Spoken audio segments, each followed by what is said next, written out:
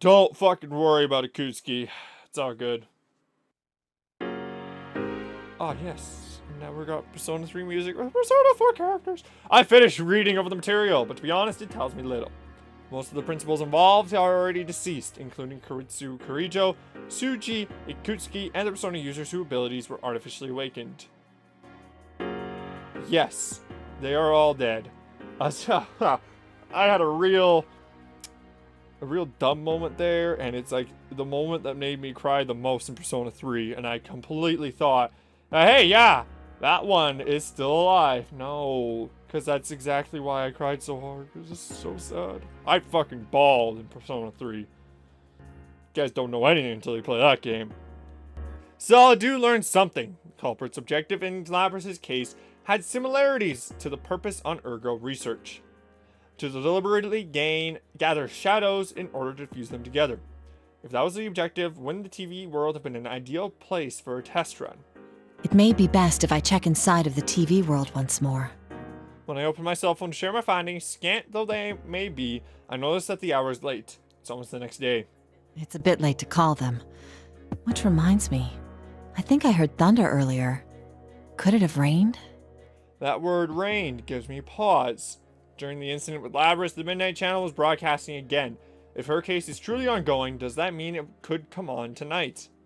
A bad feeling crosses my mind. A call at this hour? From an unknown number. Hello. I got through. Miss Detective? Wait, no. Naoto-kun, right? Voice. Is that you, Labrys? What's the matter? Listen up, because we got a big problem. Mitsuru-san and the others were on their way to Inaba, but they've gone missing. Missing? So we were gonna go look for them, but these weird guys came barging into the Shadow Operatives lab. I'm the only one who got out.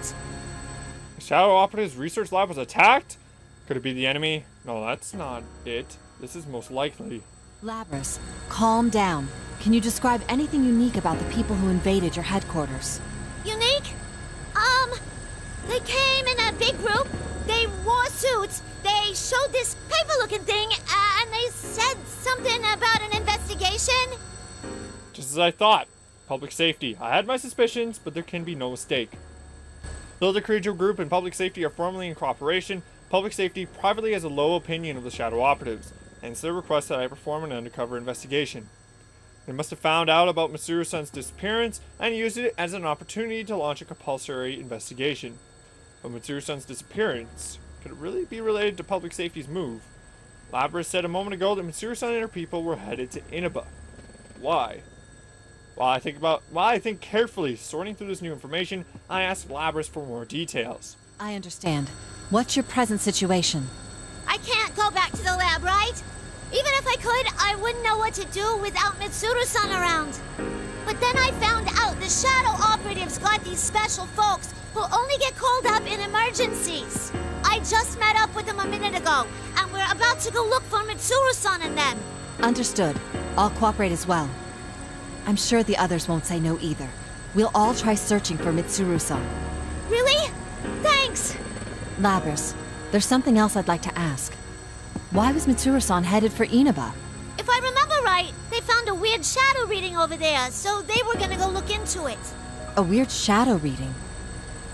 An abnormal shadow reading is detected in Inaba, and Mitsuru-san and her people go missing when they head out to investigate. Even if this is unrelated to the public safety matter, I can't overlook this detail. Mitsuru-san and her people are Persona users and extremely skilled ones at that. If they are in a situation with no means of contacting help, then whatever enemy they face must be formidable. And first such enemy who comes to mind is a culprit who kidnapped Labrys and forced us to fight in the P1 Grand Prix. She said the reading spiked all of a sudden. Did something happen over there? Nothing springs to mind. Oh, sorry, hold on a moment. I checked the clock in the wall of the drawing room. It's almost midnight. If there was an abnormal shadow reading, the Midnight Channel could be involved. I need to find a room with a TV. I'm sorry, but let's continue this on the move. We should meet up at the very least. Actually, is that a helicopter I hear in the background? Yeah, I'm surprised you can tell. We have a maid piloting one right A now. maid piloting one? What? Who's the maid? What the fuck? A personal helicopter and a maid piloting it? I never thought of my family as poor, but thinking back to the limousine, the Kirito clan must have been on a completely different level. Let me think of a place where a helicopter could land On around the here. roof of the police department? I'm pretty sure it's flat, isn't it?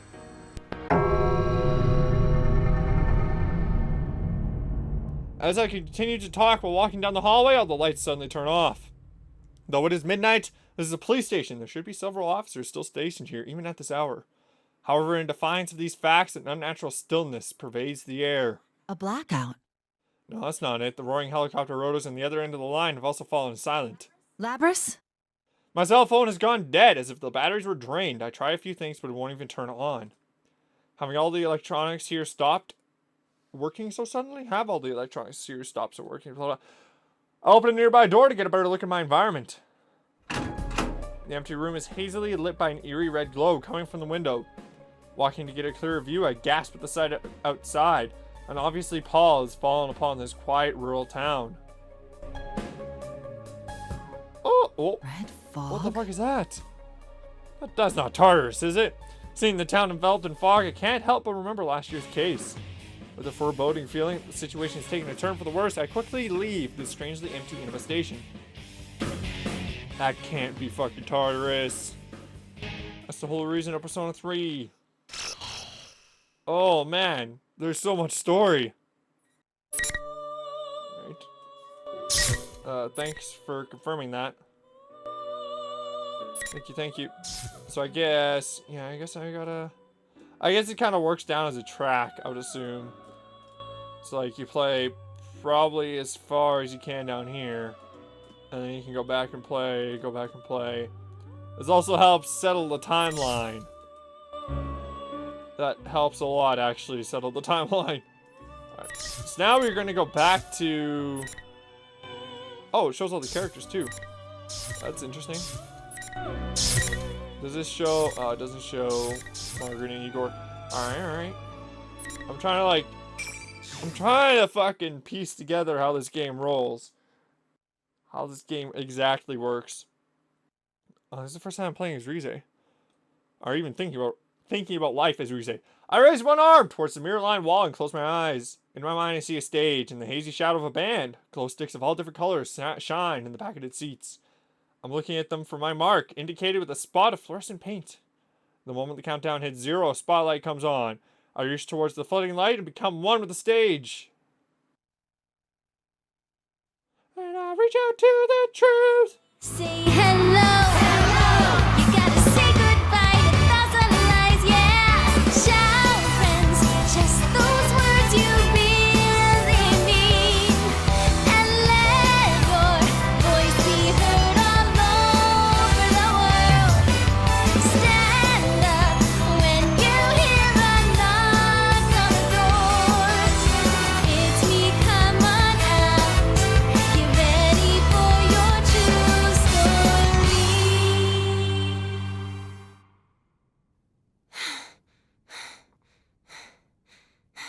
Ew.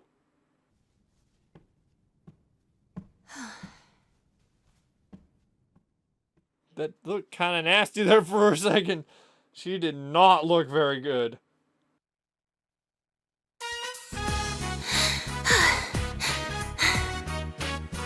As I calm my breathing, I look towards the clock to check how long the performance took me. I see its hand pointing towards the 2, which brings me back to reality in a hurry. Oh crap! I didn't take my bike today. I wonder if I can make the last train. Night, everyone. I'm off for today. She seriously just wear her Yasukami High everywhere? Why? I hurriedly address the people I pass as I fly out of the studio. After a mad dash to Okina Station, I barely make it to the stopped train. Does she not get stopped along the way because she's an idol? Made it. I take a breather as the train slowly pulls out. The last train on a holiday is usually pretty empty, so I sit in an open seat and get my tunes from my bag. There's a new song on there they just gave me this afternoon. Today felt so long for some reason. Oh, now we're where? In a car! It's gotten a lot later than we expected. Are you still okay on time?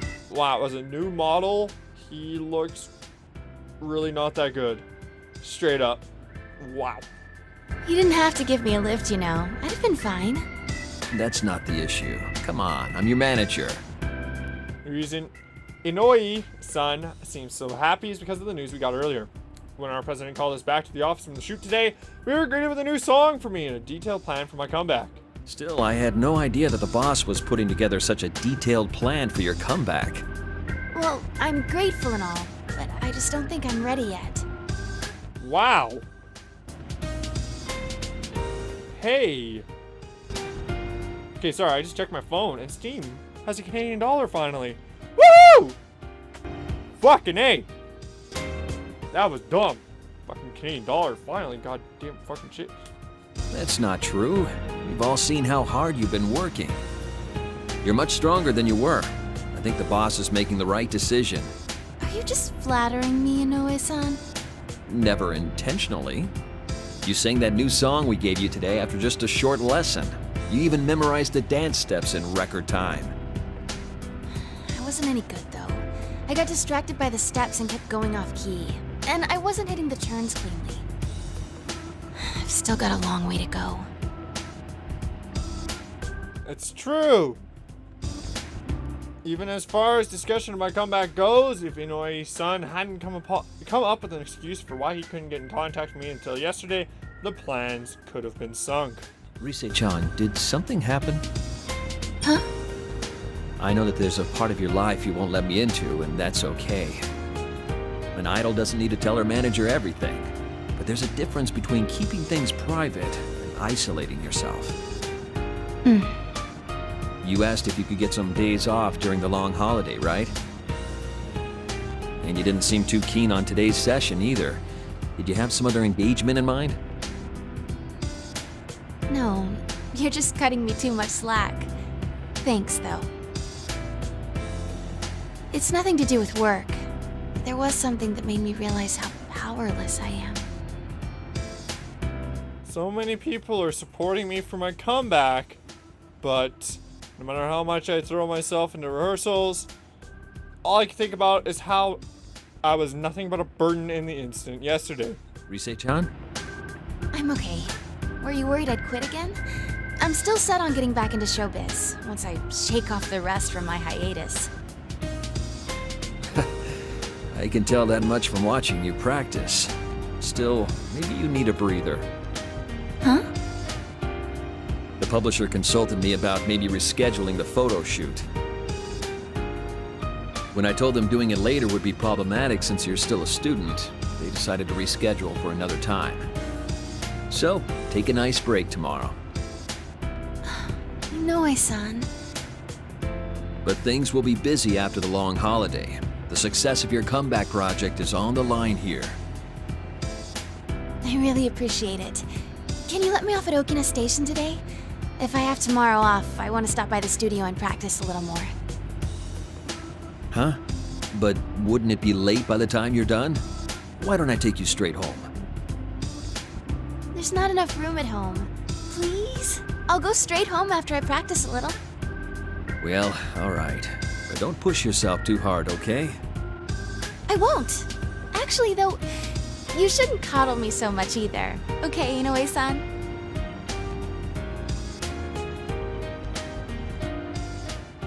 Yeah, stop it, asshole. I'm better than you. I'm the way you make money.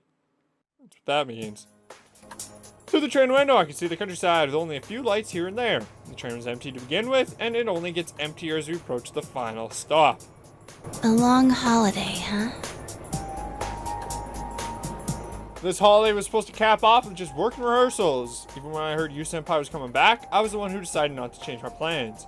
When I told the others, they said stuff like, oh well, work's work, and hang in there. Kanji was the only one who acted like a kid, saying, what's more important to you? Your work or senpai? Of course. Of fucking course Kanji would say that. God damn it. That reminds me, Naoto-kun had to work during the holidays too. I bet Naoto-kun wouldn't get all indecisive about these things. When I sigh and take up my cell. Whoa, I'm fucking hitting shit now. I notice I have an email. Oh, it's from Yukiko-senpai. It's a summary of what the investigation team talked about today and the time we're meeting tomorrow. Junis, it's 6 a.m.? That's early. I bet some of those guys are gonna be late for sure. They meet at 6. What the fuck? I laugh, but it quickly turns into a sigh. I have tomorrow off, thanks to Inoi-san. While I'm happy I get to see everyone, I'm a little bummed out too. I couldn't do anything during that incident. I don't remember anything else about that day after I finished shopping for dinner at Junes. When I came to, I was already in the announcement room in the TV world under the surveillance of General Teddy. In the end, it turned out that General Teddy was Labras' shadow taking on Teddy's form. The shadow was holding this event called the P1 Grand Prix and forcing my senpai to fight each other in it. Since I was captured, they used my voice and likeness to goad everyone into hurting each other. I thought it sounded cool saying I had to work, but I got kidnapped in prison and watched them use my face and voice to confuse everyone. At this rate, I can barely face Senpai and the others. Yu Senpai will be going back tomorrow. I think about Fuka-san, who had such tremendous powers that she could help Mitsuru-san's group by describing what was going on in the TV world, even from outside. I wish I could be that useful. The next stop is Yaso Inaba. Yaso Inaba. Oh. Oh. Well then, what the? That was a weird place to cut the announcement off. All of a sudden, all the lights in the train turn off, and the train that had already begun to slow down to its last stop grinds to a halt. Oh no! A blackout? I look out the window to check. A huge red moon dominates the sky, and in the direction the train was heading, there looks to be a giant red cocoon. Is that fog? What is that? Inaba's that way. I turn around. There's no one on the train. They've all disappeared. The train card was pretty simple, but I'm positive I wasn't the only passenger before. No way. What's going on? Oh, right. My cell. Thinking I might be able to find something if I contact someone, I look at the phone I'm still holding after checking my email. But it seems to have gone off by itself since the screen remains black. No matter how many times I press the power button, it won't turn on. It's broken? Of all the times. Guys, you senpai. Apart from the confusion, a sensation I know all too well starts to rise in me. I can't believe it, but there's no mistake.